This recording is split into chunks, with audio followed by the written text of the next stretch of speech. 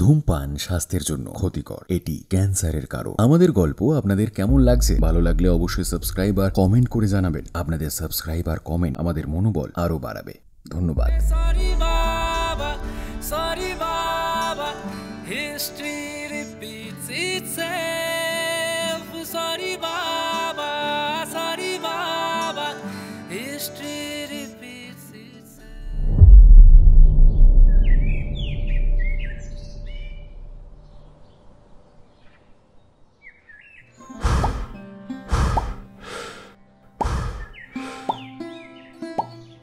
মা, বাবা স্কুল থেকে ফিরতে কটা বাজবে? কেন আজ হঠাৎ তোর বাবার স্কুল থেকে ফেরার কথা তুই জিজ্ঞেস করছিস? কি ব্যাপার?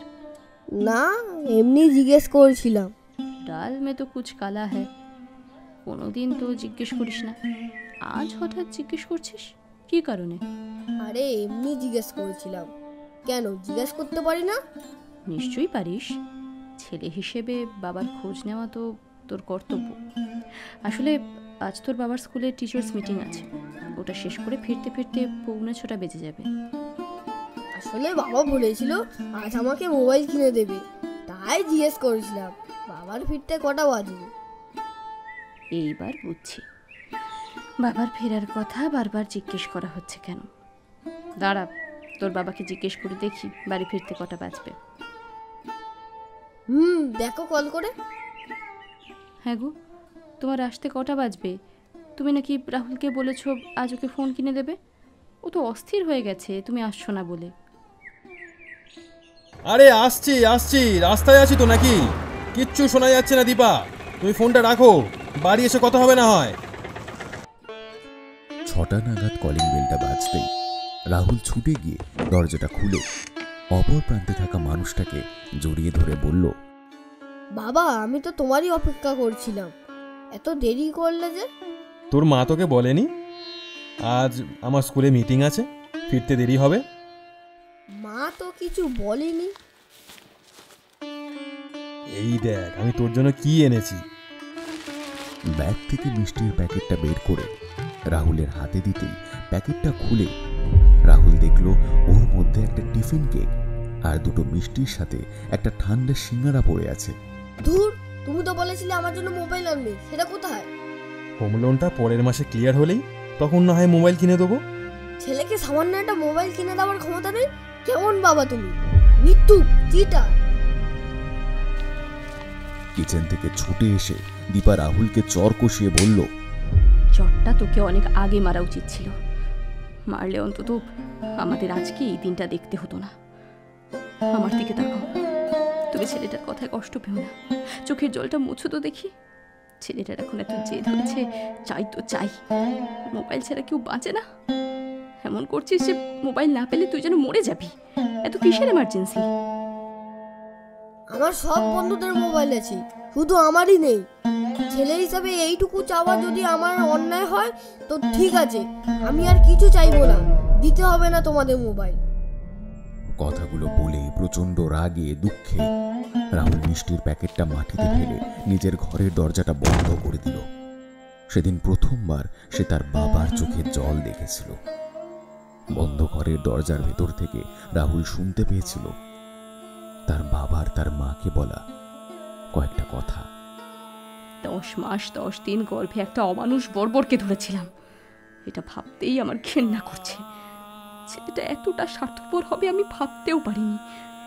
তুমি হাতে করে নিজে না খেয়ে ওর জন্য মিষ্টির প্যাকেটটা আনলে আর সেটাও মাটিতে ছুঁড়ে ফেলে দিল।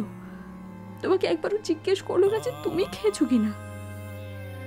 রাহুল এখনো ছোট অবুঝ, দীপা কথার মানে না বুঝে বলে ফেলেছে ও।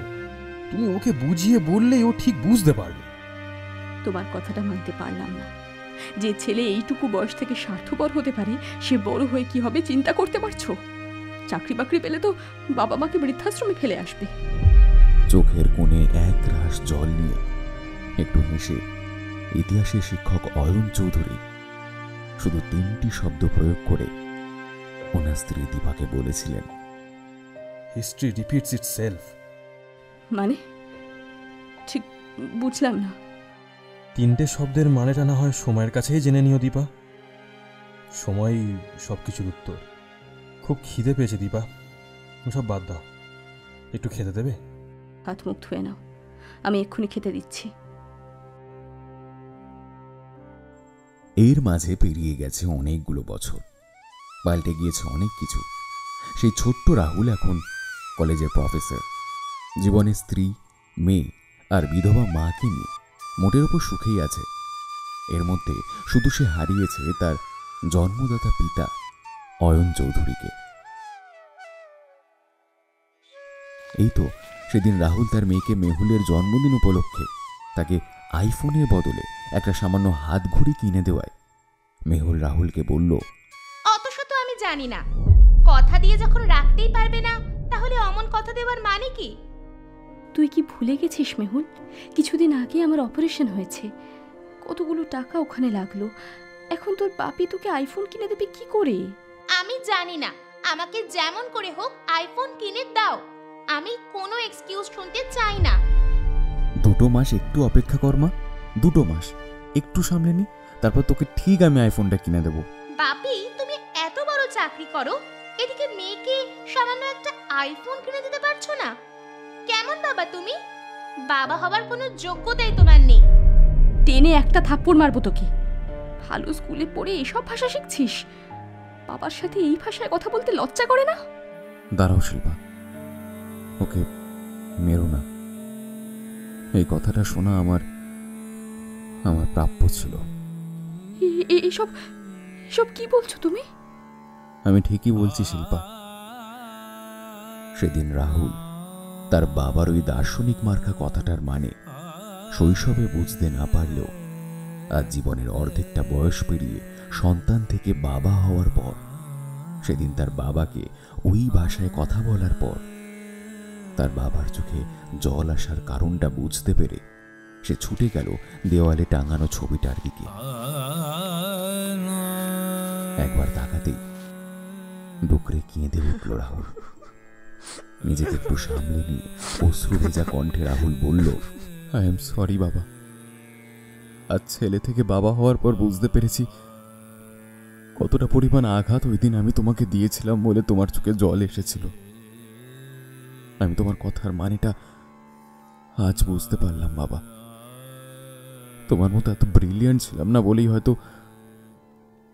এতগুলো বছর লেগে গেল মানেটা বুঝতে। ওই ঘটনাটার পর একবারও তোমার পায়ে ধরে ক্ষমা চাইনি।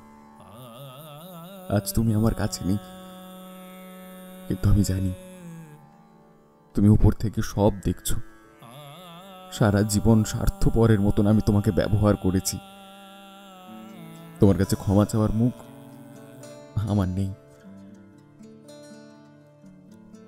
তবুও যদি পারো তোমার এই নির্লজ্জ স্বার্থপর ছেলেকে ক্ষমা করে দিও বাবা, ক্ষমা করে সাথে সমান পেলাম প্রতিদানে। তাই তো শেষে ভাঙলো ভুল, বুঝলাম তোমার কথার মানে। সরি বাবা, সরি বাবা, হিস্ট্রি রিপিটস ইটসেলফ। সরি বাবা, সরি বাবা, হিস্ট্রি রিপিটস ইটসেলফ। সরি বাবা, সরি বাবা, হিস্ট্রি রিপিটস ইটসেলফ। সরি বাবা, সরি বাবা, হিস্ট্রি রিপিটস ইটসেলফ।